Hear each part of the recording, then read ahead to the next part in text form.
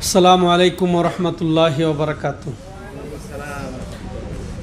আলহামদুলিল্লাহি রাব্বিল আলামিন ওয়াল আকিবাতু লিল মুত্তাকিন ওয়াসসালাতু ওয়াসসালামু আলা আশরাফিল আমবিয়াই ওয়াল মুরসালিন নবিয়িনা মুহাম্মদ ওয়া আলা আলিহি ওয়া সাহবিহি ওয়া মান তাবিআহুম বিইহসানিন ইলা ইয়াউমিদ্দিন, আম্মা বা'দ। সম্মানিত দর্শক ও শ্রোতা মণ্ডলী, আল্লাহর অশেষ মেহেরবানিতে আমরা রিয়াদস্থ বাথা ইসলামিক সেন্টার কর্তৃক আয়োজিত এই ধারাবাহিক কিতাবুত তাওহীদের ক্লাসে উপস্থিত। আজকে মাশাআল্লাহ সেই মহিমান্বিত সর্বসেরা দিনগুলির চতুর্থ দিন, অর্থাৎ 1445 হিজরির 4ই জিলহিজ্জা রোজ সোমবার। এই গভীর রাত্রিতে আমরা ক্লাস শুরু করতে যাচ্ছি। তো লেহ রাহিমাহুল্লাহ ইতিপূর্বে তার মাশাআল্লাহ নীতি অনুযায়ী তাওহীদের ধারাবাহিক আলোচনায় শিরকের খণ্ডন করে যাচ্ছেন। হ্যাঁ, এর পূর্বের অধ্যায়ে তিনি যে সুন্দরভাবে শিরকের অকাট্য দলিল দ্বারা খণ্ডন করেছেন, তারই ধারাবাহিকতা রক্ষার্থে এই পর্বেও তিনি শিরকের খণ্ডন করেছেন। এর দ্বারা মূলত তিনি মাখলুকের এই যে অসারতা, অপারগতা এবং আল্লাহ রাব্বুল আলামিনের মহান কুদরতের বর্ণনা দিয়েছেন বা সাব্যস্ত করেছেন। এর মাধ্যমে তাওহীদেরই মূলত সাব্যস্তকরণ তিনি। তো ইতিপূর্বের অধ্যায়ে এটাও তাওহীদের সুসাব্যস্ত ছিল, এ পর্বেও তাই, কিন্তু শিরকের অকাট্য দলিল দ্বারা খণ্ডন করা। তো আগের অধ্যায় আর এই অধ্যায়ের কিছু পার্থক্য আছে। আগের অধ্যায়ে ছিল যে দুনিয়ার সেরা মাখলুক মুহাম্মদ সাল্লাল্লাহু আলাইহি ওয়াসাল্লামের দৃষ্টান্ত দিয়ে আল্লাহ রাব্বুল আলামিন বলেছেন যে তার মতো শ্রেষ্ঠ ব্যক্তিত্ব মহান নবী সাইয়্যিদুল বাশার রাহমাতুল লিল আলামিন, তার মধ্যেও রুবুবিয়াতের অধিকার নেই, উলুহিয়াতের অধিকার নেই, অর্থাৎ ইবাদত পাওয়ার অধিকার নেই। তিনিও কিছু করতে পারবেন না, তার নিজেরও ক্ষতি থেকে তিনি নিজেকে মুক্ত করতে পারেন নাই, তার বংশের, তার সাহাবাদের তিনি মুক্ত করতে পারেন নাই। এটা উল্লেখ করেছেন গত এতে। আর এটা ঠিক তার বিপরীতে আকাশের, এটা দুনিয়ার সেরা মাখলুক মুহাম্মদ সাল্লাল্লাহু আলাইহি সাল্লাম, আর আকাশের সেরা মাখলুক, সর্ববৃহৎ মাখলুক ফেরেশতাগণ, যাদের এমনি সবাই কাফের মুশরিক, এমনকি মুসলিমরা সবাই এই ফেরেশতা জাতকে মানে। তখনকার কাফেররাও ফেরেশতা জাতকে মানত, তারাও সম্মান করত, কিন্তু তারাও নিজে ভয়ে ভীত, আল্লাহর ভয়ে তারা নিজেরাও ভয়ে ভীত। তাইলে এটা বুঝিয়েছেন। আর ওদিকে মুসলমানরা নবী সাল্লাল্লাহু আলাইহি সাল্লামকে মানেন। আর এই অধ্যায়ে মুসলিম কাফের সবাই ফেরেশতাদেরকে মানেন। তারপর আল্লাহ রাব্বুল আলামিন দৃষ্টান্ত দিয়ে বুঝাচ্ছে যে এরা এত মহান হওয়া সত্ত্বেও, দুনিয়ার সর্বসেরা, আকাশের সর্বসেরা অস্তিত্ব ব্যক্তিধর, এরা যদি অপারগ হয়, এরা যদি রুবুবিয়াতের অধিকারী না হয়, এরা যদি ইবাদতের অধিকারী না হয়, এরা যদি কিছু না করতে পারে, এরা যদি অপারগ হয়, এছাড়া আর কে হবে যে তার অধীনস্থদেরকে, যে তাদের ইবাদত করে দাসদেরকে কে সহযোগিতা করবে? কে তাদেরকে সহযোগিতা করে উদ্ধার করে দিবে? এটাই লেখক রাহিমাহুল্লাহ এভাবে সুন্দর করে প্রকাশ করেছেন। তাহলে আচ্ছা বলেন দেখি, আকাশ এবং জমিনের সর্বপ্রথম শিরক শুরু হয় জমিনে না আকাশে? আকাশ কেন্দ্রিক শিরক শুরু হয় না জমিন কেন্দ্রিক শিরক শুরু হয়? কিভাবে? নূহ আলাইহিস সালামের জামানায় জমিন কেন্দ্রিক, জমিনের উলিয়া কিছু সৎ লোকদের কেন্দ্রিক সর্বপ্রথম নূহ আলাইহিস সালামের জামানায় শিরক শুরু হয়। কিন্তু আকাশ কেন্দ্রিক শিরক শুরু হয় ইব্রাহিম আলাইহিস সালামের জামানায় কি দিয়ে? তারকা দিয়ে, ঠিক আছে, তারকারাজি দিয়ে, হ্যাঁ, সূর্য দিয়ে, চন্দ্র দিয়ে, এগুলা দিয়ে। তো সম্মানিত, আর এগুলার অসারতা প্রমাণ করে আল্লাহ রাব্বুল আলামিন শিরকের খণ্ডন করেছেন। তো ঠিক ওটাই লেখক রাহিমাহুল্লাহ এগুলা তুলে ধরেছেন। এবার আসেন, এখানে বলছিলাম যে যেহেতু নবী সাল্লাল্লাহু আলাইহি সাল্লাম সেই বড় বড় ফেরেশতা, আল্লাহর নৈকট্য অর্জনকারী ফেরেশতা, এরাও কোনো কিছু সৃষ্টি করতে পারে না, বিপদ আপদ মুক্ত করতে পারে না, রিজিক দিতে পারে না, নিজেদেরও মুক্ত করতে পারে না। তো ঠিক আমাদের নবী সাল্লাল্লাহু আলাইহি সাল্লামেরও তাইলে কোনো রকমের রুবুবিয়াতের তার অধিকার ছিল না যে তিনি কিছু সৃষ্টি করেছেন, বা তিনি রিজিক দেন, বা তিনি বিপদ আপদ মুক্ত করেন, বা উপকার করেন, এরকম যেহেতু ছিল না, তো তাহলে ফেরেশতাদেরও ছিল না, তাইলে আর কেউ তাহলে এই অধিকারভুক্ত হতে পারে না একমাত্র আল্লাহ ছাড়া। এটা তিনি মূলত প্রমাণ করতে চাচ্ছেন। সম্মানিত দর্শক ও শ্রোতা মণ্ডলী, এরপরে ফেরেশতাদের এই অধ্যায়ে ফেরেশতাদের বর্ণনা দিচ্ছেন লেখক রাহিমাহুল্লাহ। তো ফেরেশতা এমন এক জাত আল্লাহ রাব্বুল আলামিনের সৃষ্ট, সে সবচেয়ে বৃহৎ মাখলুক বলা যায় যে প্রাণী জগতের মধ্যে। তো তারা বিশাল আকৃতির, বিশাল দেহের। ফেরেশতাদের মধ্যে সেরা হচ্ছেন জিবরিল আলাইহিস সালাম। তো তার বর্ণনা নবী সাল্লাল্লাহু আলাইহি ওয়াসাল্লামও দিয়েছেন, ওয়ালাহু সিবতু মিয়া জানাহ, তার রয়েছে 600টা ডানা। হ্যাঁ, তো সাদ্দাল উফুক, একের মহাশূন্যকে একেবারে ঘিরে ফেলে। তার এত বড় আয়তন হওয়া সত্ত্বেও তার রুবুবিয়াত এবং ইবাদতের অধিকার নেই। অতএব কোন ওলি, কোন আউলিয়া, কোন নবী, কোন সৎ ব্যক্তি এই অধিকার রাখতে পারে? তাই আল্লাহ বলছেন যে এই ফেরেশতাজাত এমন, লা ইয়াসুনাল্লাহ মা আমারাহুম ওয়া ইয়াফআলুনা মা ইউমারুন, যে এই ফেরেশতাজাত যা তাদেরকে হুকুম করা হয় তার কোনো অবাধ্য হন না। ওয়া ইয়াফআলুনা মা ইউমারুন, বরং তাদেরকে যা হুকুম করা হয় তা তারা পালন করে থাকেন, আনুগত্যশীল। তাদের অবস্থায় তারা অনুগত, তাইলে আর কে হতে পারে? তো সম্মানিত দর্শক ও শ্রোতা মণ্ডলী, তাইলে অবশ্যই তাইলে এই আল্লাহর সমকক্ষ আর কে হতে পারে? ফেরেশতা জাত যদি না হয়, আমাদের নবী সাল্লাল্লাহু আলাইহি সাল্লাম যদি সমকক্ষ না হয় আল্লাহর, তাহলে আর কারো সমকক্ষ হওয়ার বা অংশীদার হওয়ার কোনো সুযোগ নাই। এটাই প্রমাণ করবেন সম্মানিত দর্শক ও শ্রোতা মণ্ডলী। তো এবার আসেন, লেখক রাহিমাহুল্লাহ বলছেন, বাবু কাউলিল্লাহি তাআলা হাত্তা ইযা ফুজ্জিয়া আন কুলুবিহিম ক্বালু মাযা ক্বালা রাব্বুকুম ক্বালু আল হক ওয়া হুয়াল আলিয়ুল কবীর, যে যখন, এটা আরও আয়াত আছে ইতিপূর্বে, তো আমরা সংক্ষেপে যেটা শুনবো, যে যখন এই ফেরেশতাদের অন্তর থেকে ভয় দূরীভূত হয়ে গেল, ভয় দূরীভূত হয়ে গেল। কিসের ভয়? এটা আমরা পরে বলছি।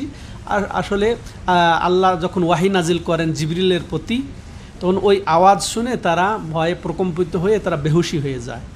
তো ওই ভয় যখন দূরীভূত হয়, সেটার কথাই বলছেন, যে তাদের অন্তর থেকে যখন ভয় দূরীভূত হয়ে গেল, ক্বালু মাযা ক্বালা রাব্বুকুম, তারা এখন সুসংবাদ পাওয়ার জন্য আল্লাহ কি নাজিল করলেন, জিবরিলের মাধ্যমে কি নাজিল করলেন, জমিনে আকাশের ওপর থেকে কি নাজিল করলেন, এই সুসংবাদ পাওয়ার জন্য একজন আরেকজনকে বলতে থাকে যে তোমাদের রব কি বললেন, তো তোমাদের রব কি বললেন, ক্বালু আল হক, তখন তারা বলতো কি, যা হক বলেছেন, হক প্রচার করার জন্য নির্দেশ দিয়েছেন, হকেরই তিনি দাওয়াত দিচ্ছেন তার বান্দাদেরকে।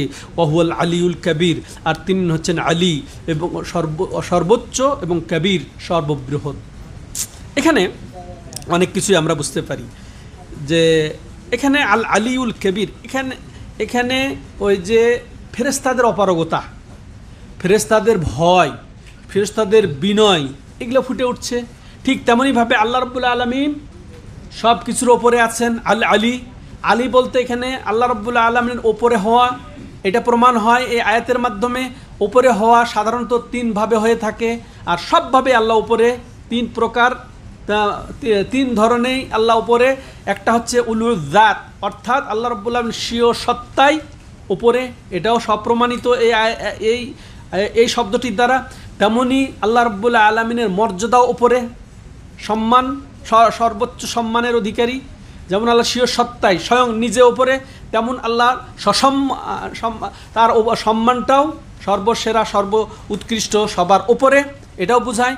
তেমনই তার প্রভাব প্রতিপত্তিও সবার ওপরে। তাহলে ওপরে বলতে তিন ধরনের ওপরে বোঝায়। প্রথম জাতগতভাবে, সত্তাগতভাবে ওপরে, দ্বিতীয়ত সম্মানগতভাবে, তৃতীয়ত প্রভাবগতভাবে, আর সার্বিকভাবে আল্লাহ ওপরে। এটাই আমাদেরকে বিশ্বাস করতে হয়। আহলে সুন্নাত ওয়াল জামাত, আহলুল হাদিস, সালাফিদের আকীদা হচ্ছে কি, যে আল্লাহ সার্বিকভাবেই ওপরে। কিন্তু আশায়রা, মাতুরিদি এরা মনে করে কি, যে আল্লাহ রাব্বুল আলামিন মানগতভাবে ওপরে, হ্যাঁ, সম্মানগতভাবে উপরে, প্রভাবগতভাবে উপরে, কিন্তু আল্লাহ স্বয়ং যে উপরে এটা তারা বুঝে না। আল্লাহ তাদেরকে বুঝার তৌফিক দান করেন। হ্যাঁ, সম্মানিত। আর আল কবির, যে আল্লাহ সুমহান, মহৎ, সুবৃহৎ, হ্যাঁ, তার কোনো তুলনা হয় না। এদিক দিয়ে তিনি ওপরে।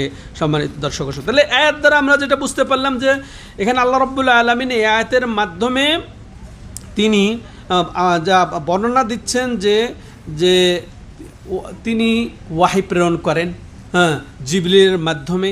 হ্যাঁ, সেই ওয়াহির আওয়াজ আছে, এটা আল্লাহর কালাম। আল্লাহর কালাম আসে, আল্লাহর কালামের আওয়াজ শুনে অন্য ফেরেশতারা বেহুশ হয়ে যায়। এটি আয়াতের মাধ্যমে এটা বোঝা যাচ্ছে, যে তার সম্মানে বেহুশ হয়ে যায়, তার আধিপত্যে বেহুশ হয়ে যায়, তার ভয় ভীতিতে ফেরেশতা জাত, এত বৃহৎ জাত পর্যন্ত ভয়ে প্রকম্পিত হয়ে তারা কেঁপে বেহুশ হয়ে যায়। এরপরে যখন তাদের আবার হুঁশ আসে, তখন তারা বলে, আমাদের রব কি নাজিল করলেন, কি সুসংবাদ দিলেন। হ্যাঁ, তো এটা মাযা ক্বালা রাব্বুকুম, তোমাদের রব কি বললেন। তখন আবার তারাই বলতে থাকে, যে আল্লাহ হকই বলবেন, তো তিনি হক এবং তিনি হকই বলবেন। হ্যাঁ, তো এবং তিনি সব কিছুর ওপরে, সব সার্বিকভাবে ওপরে, এবং তিনি সুবৃহৎ। তাহলে এই আয়াত দ্বারা আমরা যেটা জানলাম, যে এটা দ্বারা আল্লাহ রাব্বুল আলামিন সমস্ত মুশরিকদের, ইহুদি, খ্রিস্টান, হিন্দু, পৌত্তলিক, যত ধরনের মুশরিক আছে, এমনকি ওই অজ্ঞ মুসলিমদেরও এটাতে রদ হচ্ছে। এটা জবাব এখানে, যারা অলি কেন্দ্রিক বিভ্রান্ত হয়ে কবরে, মাজারে, দরগায় গিয়ে অলির কাছে ধর্ণা দেয়, অলির কাছে চায়, অলির কাছে আশা করে, অলির উপরে ভরসা করে, হ্যাঁ, যে বিপদ আপদ মুক্তির জন্যে, তো প্রয়োজন পূরণের জন্যে। তো এদেরও এখানে জবাব, হাই, এত আমাদের স্বয়ং নবী সাল্লাল্লাহু আলাইহি সাল্লাম বিপদে পড়েছেন, কিন্তু তিনি বিপদ মুক্ত হতে পারেন নাই নিজে। তারপরে তার সাহাবাদেরকে, তার বংশ বলিকে তিনি বলছেন, লা উগনি আনকুম মিনাল্লাহি শাইআ, তোমাদের থেকে আমি কিছুই করতে পারবো না। তাহলে এটা তাদেরও জবাব হচ্ছে কি না, মুসলমানদের জবাব হচ্ছে, অজ্ঞ মুসলিম যারা দরগায় মাজারে গিয়ে গৌস কুতুব দিয়ে বিভ্রান্ত হয়ে তাদের কাছে আশ্রয় চায়, তাদের কাছে প্রার্থনা করে। তো তারপর ইহুদি, খ্রিস্টান, হিন্দু, পৌত্তলিক সবার তো জবাব আছেই এই আয়াতের মধ্যে। সম্মানিত দর্শক ও শ্রোতা মণ্ডলী, তো ফেরেশতার মতো কেউ নাই বর্তমান জগতে, ফেরেশতার সমতুল্য কেউ হতে পারে এত বাহাদুর, এত শক্তিশালী, এত বৃহৎ, এত ক্ষমতাধর। হ্যাঁ, তারপরেও ফেরেশতারা আল্লাহর শুধু ওয়াহির আওয়াজে, তার বাণীর আওয়াজে তারা বেহুশ হয়ে পড়ে যায়। হ্যাঁ, তারা সহ্য করতে পারে না। আর অজ্ঞ মূর্খ, এই কি বলবো, অসহায়, এরা কার সাথে শরীক করে, আল্লাহকে, আল্লাহ রাব্বুল আলামিন। তো এরপরে আমরা যেটা বললাম, আল্লাহ রাব্বুল আলামিন কথা বলেন, এটা এবং এটা মাসমু, এটা শ্রুত, এটা শোনা যায়, এমন কথা আল্লাহ রাব্বুল আলামিন যেটা শোনা যায়, এবং সেটা যেরকম হওয়া উচিত আল্লাহর শানে, সেই রকমই তিনি কথা বলেন। এটাও প্রমাণিত হয়, যেমন আল্লাহ রাব্বুল আলামিন বলেছেন, মাযা ক্বালা রাব্বুকুম, যে তোমাদের রব কি বলেছেন।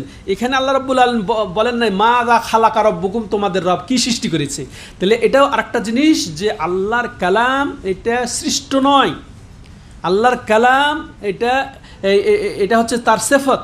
আল্লাহর কালাম এটা তার সিফাত, তিনি যেমন চিরন্তন, তার বাণীও চিরন্তন, বাণী সৃষ্ট নয়, এটা বুঝতে হবে আমাদেরকে। এটাও বুঝতে পারলাম। তারপর আল্লাহ রাব্বুল আলামিন সব কিছুর ওপরে আছেন। ও তো বললাম, ওপরে কয় দিক দিয়ে, তিন দিক দিয়ে। জাতগত, সত্তাগতভাবে তিনি ওপরে, তারপরে পাওয়ারের দিক দিয়ে, প্রভাব প্রতিপত্তির দিক দিয়েও তিনি ওপরে, মান মর্যাদার দিক দিয়েও তিনি ওপরে। আজীবন মনে রাখবেন এটা। এরপরে তার বড়ত্ব, তার অসীমত্ব, এটাও প্রমাণ হলো। এবার আসেন, এই লেখক রাহিমাহুল্লাহ তার এই পর্বের দ্বিতীয় দলিল হিসেবে এবার হাদিস পেশ করছেন, যেটা বুখারীতে এসেছে, আবু হুরায়রা রাদিয়াল্লাহু তাআলা আনহু বর্ণনাকারী, আনি নবী সাল্লাল্লাহু আলাইহি ওয়াসাল্লাম। আবু হুরায়রা তিনি বলছেন যে নবী সাল্লাল্লাহু আলাইহি ওয়াসাল্লাম বলেন, ইযা কাদাল্লাহু আল আমরা ফিস সামাই দরাবাত আল মালাইকাতু বিআজনিহাতিহা খাদাআনান লিকাউলিহি কান্নাহু সিলসিলাতুন আলা সাফওয়ানা ইয়ানফুযুহুম যালিক ইলা আখিরিল হাদিস। একটু লম্বা হাদিস। তো এখানে নবী সাল্লাল্লাহু আলাইহি সাল্লাম থেকে আবু হুরায়রা বর্ণনা করছেন যে রাসূল সাল্লাম বলেন, যখন আল্লাহ রাব্বুল আলামিন আকাশের ওপরে কিছু নির্দেশ পাঠান, আকাশের ওপরে যখন নির্দেশ পাঠান, দরাবাতিল মালাইকা বিআজনিহাতিহা, তার এই নির্দেশ শুনে, তার ওই যে আওয়াজ শুনে, তার ওয়াহির আওয়াজ শুনে ফেরেশতারা তার পাখায় মারতে থাকে, তার পাখায় মারতে থাকে। কিসের কারণে? বিনয়ের কারণে, আনুগত্যের কারণে। কি আল্লাহর এই কালাম শুনে, কান্না হয়ে তার আওয়াজ শুনে, যে তার আওয়াজ, তাহলে আল্লাহর কথার আওয়াজ আছে, এটা হারফ এবং সাউথ, বর্ণ এবং আওয়াজ আছে, এটা বোঝা যাচ্ছে। তো এটা শুনে তারা কি করে? পাখা মারতে থাকে। সিলসিলাতুন আলা সাফওয়ান, যে এটা একেবারে জড়ো কঠিন শক্ত পাথরে যেরকম জিনজিরের আঘাত হানলে, বজ্রাঘাত হানলে যেরকমভাবে আওয়াজ হয়, সেরকমভাবে ফেরেশতারা তাদের পরের বাড়ি মারছে, আর সেটা বাস্তবায়িত হচ্ছে। ফেরেশতাদের মধ্যে তার আওয়াজটা প্রচার হয়ে যাচ্ছে। হাত্তা ইদা ফুজ্জিআ আন কুলুবিহিম, তাহলে বেহুশ হয়ে যাচ্ছে তার এই অবস্থা, ভয়ে ভীত হয়ে। এরপরে আবার বলছেন রাসূলুল্লাহ সাল্লাল্লাহু আলাইহি ওয়াসাল্লাম যে যখন তাদের অন্তর থেকে ভয় দূরীভূত হলো, ক্বালু, তখন তারা বলল, যেন এই হাদিসটা ওই আগের আয়াতেরই তাফসীর, ঠিক সেম। তারপরে তারা যখন ভয় দূরীভূত হলো, হুঁশ আসলো, মা দাকাল আর বকুম, একজন আরেকজনকে জানতে চাচ্ছে যে কি বললেন তোমাদের রব। কালু, আবার তারাই বলছেন কি আল হক, আল্লাহ হকই বলেছেন, তিনি হক। ওহুল আলী আল কবির, ওই দেখেন আয়াতও আসছে আলী আল কবির, তিনি সর্বোচ্চে, সর্ব উপরে, সব দিক দিয়ে উপরে, আল কবির সর্বমহান, সর্ববৃহৎ। ফায়াসমাউহা মুস্তারিকুস-সাম, এই যে যখন এরা বলা বলি করতে লাগলো আল্লাহ কি বলেছেন, হক বলেছেন, তখন এখানে একটা সুন্দর রহস্য দেখেন। তখন কি হয়? কালাম চোর, অর্থাৎ কথা চুরি করে, আড়ি পাতে। এখন মোবাইলে আড়ি পাতা বুঝি তো আমরা, তাই না? সরকার চাইলে গোয়েন্দা বিভাগ আড়ি পাতে কারো কথা ট্র্যাক করার জন্যে। তো ঠিক এটা শয়তান করেছিল। কখন শয়তান করেছিল? যে যখন ওয়াহি আসতো নবীদের কাছে ওয়াহি আসতো, তখন তারা আড়ি পাতত। এই যে তখন ওই যে কথা চোর, তারা চুরি করা শুরু করতো। মুস্তারিকুস-সাম হাকাযা বা বাদুহু ফাওকা বাদ, তো তারা এই কথা চোর একে দুনিয়া থেকে নিয়ে আকাশ পর্যন্ত, এত তাহলে অসংখ্য, তাহলে শয়তানও আছে, অসংখ্য ফেরেশতাও আছে। ফেরেশতা জাতের কথা যেটা আমি সংক্ষেপে বলতে চেয়েছিলাম, ওরা যেমন অসংখ্য, তেমন শয়তানেরও দোসর রয়েছে অসংখ্য। তারা দুনিয়া থেকে আকাশ পর্যন্ত, একটার উপরে আরেকটা, এই সারিবদ্ধভাবে একেবারে আকাশ পর্যন্ত তারা এইভাবে সিঁড়ির মতো একটার পর একটা চড়ে আকাশে, যেখানে কথা আল্লাহ রাব্বুল আলামিন বলছেন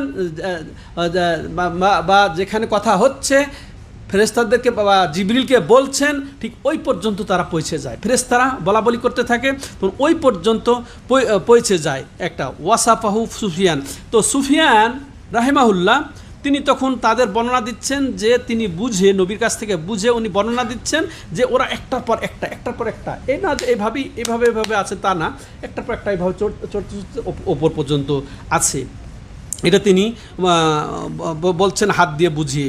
ফায়াসমাউল কালেমা ওয়া ফায়ুলকিহি ইলা মান তাহতাহু, তো প্রথম ওই ওপরে যে সর্বোচ্চ শয়তান, যে ও শুনে ফেলে, ও শোনার পরে তার নিচে যে তাকে ট্রান্সফার করে, এরপরে সে তারপরে শেষ পর্যন্ত সে তার নিচে এসে তখন ওই যে জাদুঘরের ভাষায় ওটা প্রকাশিত হয়, জাদুঘরের কাছে আসে, বা কাহেনের কাছে। কাহেন হচ্ছে গণক, জাদুকর যে ওই যে গোপনভাবে তন্ত্র মন্ত্র দিয়ে জাদুকর্ম করে, সে হচ্ছে জাদুঘর।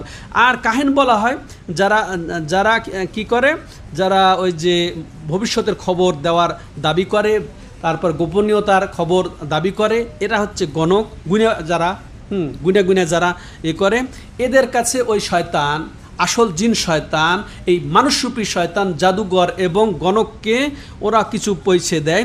কিন্তু পৌঁছার এককালে রাসূলুল্লাহ সাল্লাল্লাহু আলাইহি ওয়াসাল্লাম কি বলছেন, ফারুব্বামা আদরাকাহু শিহাবু কাবলা আইউলকিহা, হতে পারে কখনো কি করে তারা যখন ওই জাদুঘরকে পৌঁছাতে থাকে, গণকের কাছে পৌঁছাতে থাকে, এর মধ্যে আল্লাহর পক্ষ থেকে উল্কা বিচ্ছুরিত হয়। দেখেছেন তারকা বিচ্ছুরিত হতে? হ্যাঁ, এটা নবীর জায়গা না হয়েছে, নবী ওটা হাদিস অতিপূর্বে গেছে। ওই যে লুদেক তো সাপ দংশন হয়েছিল, তো উনি দেখেছিলেন যে বিচ্ছুরিত হতে। তো ওটাও ওখানে কিন্তু এই ইয়াটার ইঙ্গিত আছে। তো তো ওই যে গণকের কাছে পৌঁছার আগেই ওই তারকা বিচ্ছুরিত হয়ে আল্লাহ রাব্বুল আলামিন তাকে কি করে দেন? ধ্বংস করে দেন। আবার দেখা যায় আল্লাহর হিকমতে, আল্লাহর এখানে রহস্য আছে, হয়তো কাকে কাউকে ছাড় দিয়ে দেয়। আল্লাহ ধরলে কি আর ছুটতে পারবি? প্রত্যেক শয়তানকে আল্লাহ মেরে ফেলতে পারবেন, হ্যাঁ, কিন্তু আল্লাহ রাব্বুল আলামিন ছাড় দিয়ে দেন। কোনো শয়তানকে আর না মেরে তখন ও যখন না মারেন বাঁচিয়ে দেন আল্লাহ রাব্বুল আলামিন, তারকা তারপরে না পড়ে, তখন সে কি করে ওই গণকের কাছে, জ্যোতিষীর কাছে, জাদুঘরের কাছে পৌঁছে দিতে পারে। ঠিক আছে, এরপর রাসূল কি বলছেন? ওয়ারুব্বামা আলকাহা কাবলা আন ইউদরিকাহু। তো ওই তারকা বিচ্ছুরিত হওয়ার আগে সে কথাটা পৌঁছে দিতে পারে। তখন সে ওই শয়তান ওর সাথে যেটা নিয়ে চলে আসতে পেরেছে ফেরেশতাদের কাছ থেকে, চলে আসতে পেরেছে, ওর সাথে ও রাসূল কি বলছেন? মাহা মিয়া কাদিবা, সে 100টা মিথ্যা বা 99টা, একটা তো সত্য আর 99টা মিথ্যা তার সাথে যুক্ত করে দেয়। মানুষ শয়তান, জিন শয়তান মিলা প্রায় 100টা মিথ্যা এসে যুক্ত হয়। যখন আবার ওটার ফায়সালা দুনিয়াতে বাস্তবে রূপ নেয়, তখন একটা তো সত্য হয়ে যায়। তখন এই গণক এই কেরামতি জাহির করে, এই জাদুঘর, যে আমি বলছিলাম না, আমি এটা হবে ওটা হবে বলছিলাম না, ওই যে একটা যে সত্য, ওটা তো ধ্রুব সত্য, ওটা যে বলতে পেরেছে। ওর সাথে দেখেন এই যে অধম মানুষ, বেকুব মানুষ, ওর সাথে যে আরও যে 99টা মিথ্যে হয়ে যাচ্ছে, কিন্তু সে ওই দিকে তার বিবেক কাজ করে না, জ্ঞান কাজ করে না, যে বলছে হ্যাঁ ওটা বলেছে তো, আরও যে 99টা মিথ্যে হয়ে যাচ্ছে ওটা সে পর করে না। দুই শয়তান একত্রিত হয়ে এইভাবে ঈমান আকীদাকে নষ্ট করছে। হ্যাঁ, তো সম্মানিত দর্শক ও শ্রোতা মণ্ডলী, তো যেটা শুনতে পেয়েছিল ওটাই সত্য হয়। তাহলে এই হাদিস থেকে আমরা যেটা জানতে পারলাম যে নবী সাল্লাল্লাহু আলাইহি ওয়াসাল্লাম ফেরেশতাদের বিশালত্ব বড়ত্ব হওয়া সত্ত্বেও তারা এইভাবে অপারগ বিনয় নম্রতা প্রকাশ করে আল্লাহর কাছে হেয় হয়ে, ভয়ে ভীত হয়ে, এমনকি বেহুশ হয়ে যাচ্ছে। এরপরে আবার তারা হুঁশ ফিরে, এইভাবে সচেতনা ফিরে তারা পরস্পরকে বলতে থাকছে কি বলল। তখন ওই তাদের কাছ থেকে আবার ওই যে শয়তান কথা চুরি করে আবার এসে বলে দিচ্ছে গণক জ্যোতিষী। এটাই মূলত এই হাদিসের মর্ম। কিন্তু এরা এই ফেরেশতা জাত এত বৃহৎ হওয়া সত্ত্বেও তারা অপারগ, হ্যাঁ, তারা অপারগ। কিন্তু আল্লাহ রাব্বুল আলামিনের তাহলে তারা যেহেতু ইবাদতের অধিকার রাখে না, তাহলে আর কে ইবাদতের অধিকার রাখবে? এটাই তিনি প্রমাণ করতে চাচ্ছেন। সম্মানিত দর্শক ও শ্রোতা মণ্ডলী, তাহলে এই হাদিস দ্বারা তিনি অধ্যায় যে সাব্যস্ত করেছেন সম্পর্ক কি, যে এটা সমস্ত মুশরিকদের এখানে খণ্ডন করেছেন শিরকের। হ্যাঁ, সমস্ত এমনকি এই যে জাহেল অজ্ঞ যারা মাজার দরগা কেন্দ্রিক মৃত ব্যক্তি, মৃত ওলি কেন্দ্রিক যারা শিরকে লিপ্ত আছে বা গায়েব কেন্দ্রিক লিপ্ত আছে, তাদেরও এটা খণ্ডন করছে। যেমন তাহলে এটাই আমরা বুঝলাম সম্মানিত দর্শক ও শ্রোতামণ্ডলী। তাইলে এবং জাদুঘর, জাদু এখানে খণ্ডন হচ্ছে, জাদুরও খণ্ডন হচ্ছে, জ্যোতিষীর খণ্ডন হচ্ছে। তাহলে এটা আমরা পেলাম। আরেকটা হাদিস, যাই হোক এটা না বললেও হবে, আমরা অন্য বিষয়ে যাব যেহেতু। আরেকটা যেটা হাদিস আছে আর প্রায় সেম মর্ম তাৎপর্য, এই প্রথম একটা আয়াত এবং একটা হাদিস পড়লাম। এরপরে নওয়াস ইবনে সামান রাদিয়াল্লাহু তাআলা আনহু বর্ণিত হাদিস, যেটা ঠিক ক্বাল রাসূলুল্লাহ সাল্লাল্লাহু আলাইহি ওয়াসাল্লাম ইযা আরাদাল্লাহু তাআলা আইয়ুহা বিল আমরি তাকাল্লামা বিল ওয়াহয়ি আখাযাতিল সামাওয়াতি মিনহু রাজফা। এটা আরেকটা এইটুক বলে শেষ করি, যে তিনি বলছেন যে রাসূলুল্লাহ সাল্লাল্লাহু আলাইহি ওয়াসাল্লাম বলেন, যখন আল্লাহ রাব্বুল আলামিন কোনো ওয়াহি পাঠাতে চান, ওয়াহি প্রেরণ করতে চান, তো তিনি যখন কথা বলেন তখন আকাশ কেঁপে ওঠে। আল্লাহু আকবার।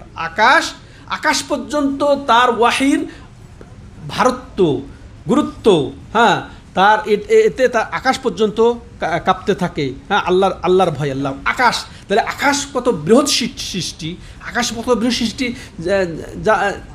তার চেয়ে আকাশ মণ্ডলী আরও যে কুরসি আছে কত বৃহৎ বৃহৎ সৃষ্টি, সব কিছুই আল্লাহর অধীনস্থ এবং বিনয় অবনত হয়ে যায়।